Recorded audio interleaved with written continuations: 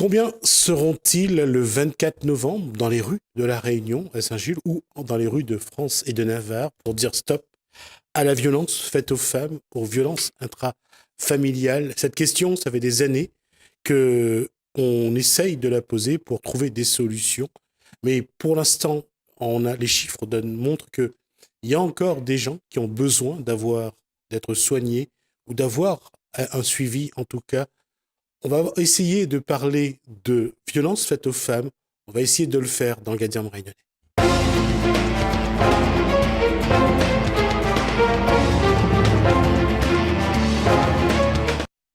Parler dans Gadiam Réunionnais, pourquoi? Parce que pour une fois, on ne va pas essayer de trouver aux auteurs des circonstances atténuantes. On va essayer de réfléchir comment cette société peut protéger les femmes qui en ont besoin aujourd'hui. Bonsoir. Fabienne Coppel-Soré, bonsoir. Bonsoir à Roland Casal et bonsoir à Mathieu Belde. En tout cas, bienvenue. Alors, d'abord, qui porte le mouvement? L'association Nous Toutes, c'est ça? Bonsoir, merci de nous avoir invités pour parler effectivement des violences sexuelles et du sexisme, qui est un véritable fléau. Et nous avons, en effet, La Réunion a décidé de rejoindre le mouvement Nous Toutes, qui est un mouvement national, vous l'avez rappelé, un vaste mouvement qui fédère déjà plus de 600 personnalités, des acteurs, des journalistes, des actrices.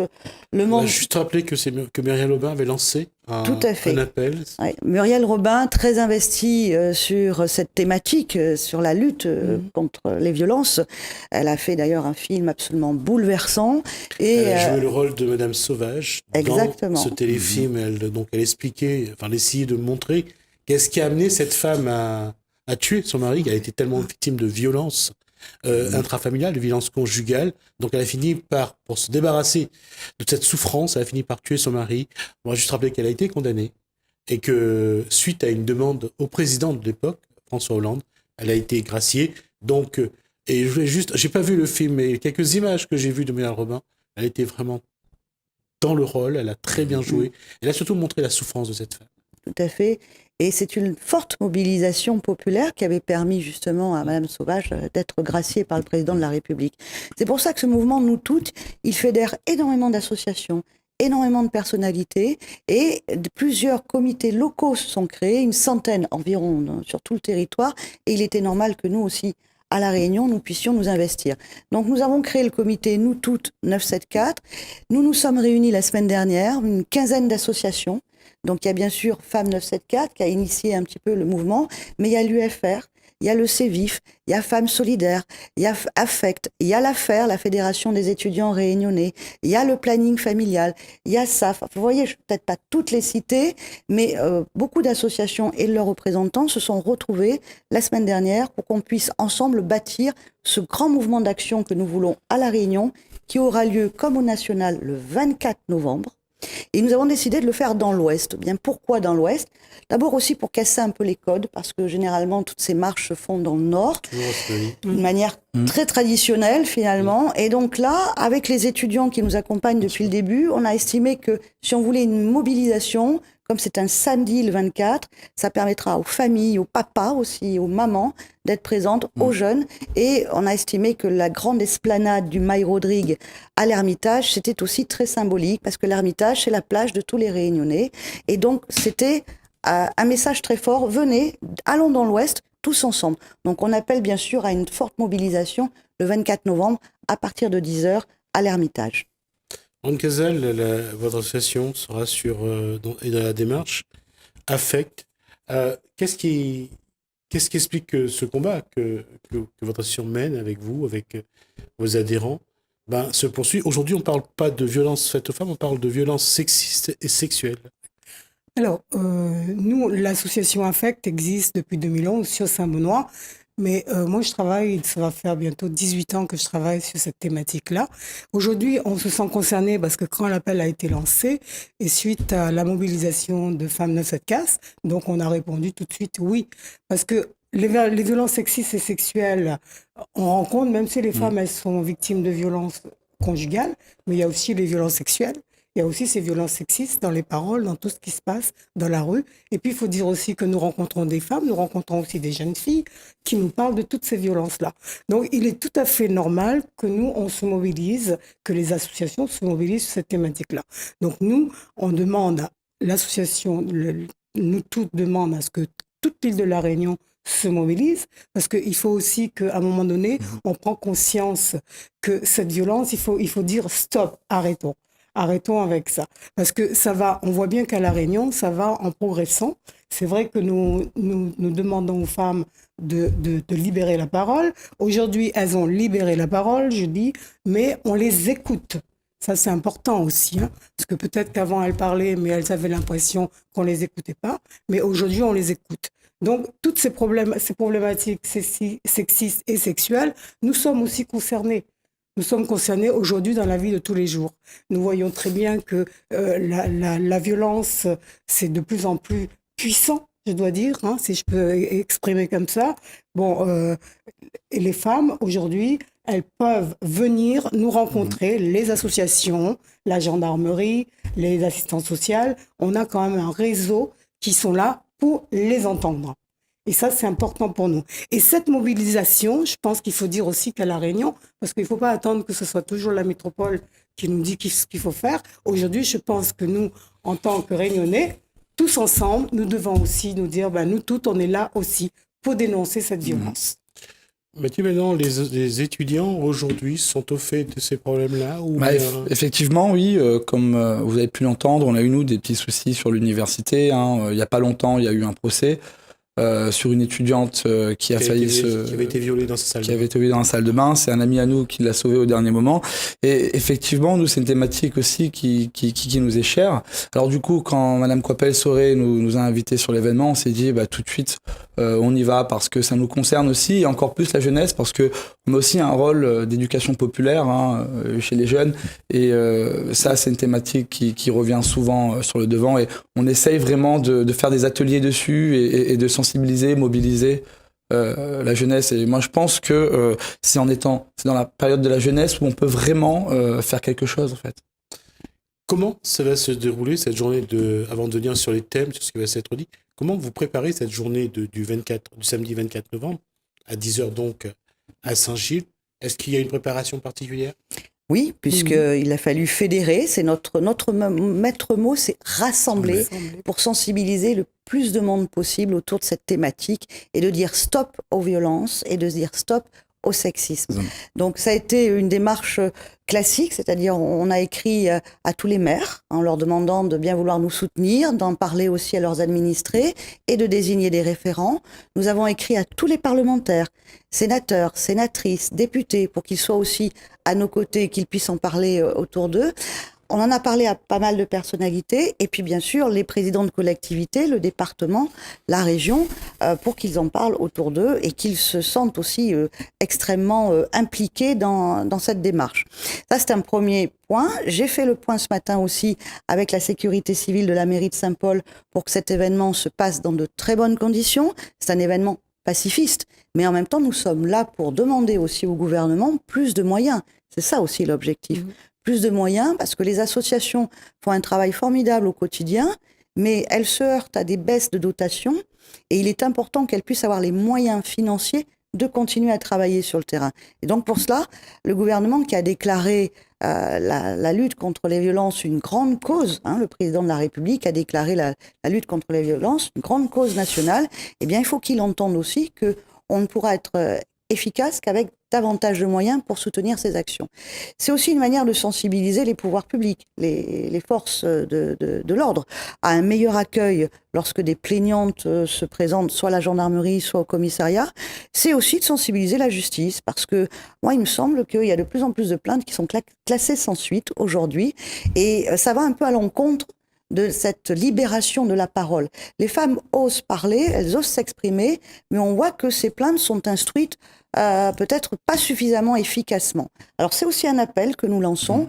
La Réunion est quand même la troisième région de France en termes de violence. Il ne faut pas l'oublier, on a un vrai problème à La Réunion. Je pense que tous les acteurs, qu'ils soient les associations, la société civile, les pouvoirs publics, le représentant de l'État également, la justice, on doit effectivement montrer qu'il y a de nouvelles mesures aussi à mettre en œuvre. Moi, je me félicite que les étudiants soient là parce que beaucoup la prévention est un élément. La prévention, l'éducation est un élément essentiel. Et la jeunesse, plus elle sera sensibilisée sur ces schémas, plus elle pourra effectivement intervenir beaucoup plus efficacement. Puis il faut se moderniser. On est à l'heure des réseaux sociaux, on est à l'heure du numérique. Vraiment, les jeunes sont complètement dans ce volet et nous apportent un soutien et une aide vraiment très, très bénéfique. Alors, donc là, c'est pour la mise en place. Et donc, les personnes qui participent à cette marche doivent être là à 9h, 9h30 sur le... Oui, à 9h30, parce qu'après, nous, suite à l'appel qui a été lancé par Femmes 974, donc nous, ce qu'on a fait, on a mobilisé aussi notre réseau. Donc, il y a eu un envoi groupé par mail. Après, on a mis sur Facebook. On leur a demandé de signer la pétition. Et après, on leur a demandé de s'engager et de venir avec nous à la marche. Donc, pour l'instant, mon équipe et moi-même, on fait du phoning pour voir comment on peut venir. Donc, on a essayé de mobiliser ces gens-là dans les quartiers, ces femmes qui sont chez elles et qui sont aussi concernées par cette violence. Parce que, comme on disait, la jeunesse, n'oubliez pas que nos enfants aussi sont victimes de violences. D'ailleurs, on entend de plus en plus parler. Donc, je pense que tout le monde est concerné, le père, la mère et les enfants. Donc, on a essayé, plus ou moins nous, de mobiliser ces personnes et de venir ce jour-là à cette marche. Donc, on va essayer de les prendre. On va voir pour un bus et on prendra toutes ces personnes qui veulent venir avec nous et on fera du covoiturage et puis on prendra le bus et tout le monde est le bienvenu. Et vraiment, je pense qu'aujourd'hui, il ne faut plus rester passif et dire « Oh, ben oui, mais eux vont le faire ». Non, tout le monde, il faut venir. Tout le monde, vraiment. Il faut que tout le monde soit concerné. Il ne faut pas laisser les autres faire à notre place ce que nous, on peut faire. Est-ce qu'aujourd'hui, à l'université, hormis les faits divers qu'on voit dans la presse, est-ce qu'il y a des actes qu'on ne voit pas, mais où les étudiants sont exposés aussi à des violences sexistes et sexuelles? Effectivement, tous les jours, on peut s'apercevoir dans la rue comment des étudiants, des fois, traitent d'autres étudiantes. Et ça nous sidère. Je veux dire, on essaye de remettre à l'ordre un petit peu l'étudiant et de lui dire « non, mais c'est pas bien, comment tu agis ?» On essaye d'en parler ensemble. Mais tous les jours, il y a des actes qui se produisent. Après, c'est vrai que des fois, il y a des choses qui sont étouffées, il y a des non-dits. Et moi, je pense qu'il est temps de libérer la parole. Et surtout chez les étudiants, on se dit, voilà, on est jeunes, c'est la fête. Tout de suite, il y a des trucs qui se passent. Non, nous, on dit stop à ce genre de faits divers, à ce genre de faits. Et on essaie de libérer la parole des jeunes. C'est comme il n'y a pas longtemps, nous, on a eu justement une étudiante qui est venue nous voir, se confier à nous qu'elle était victime.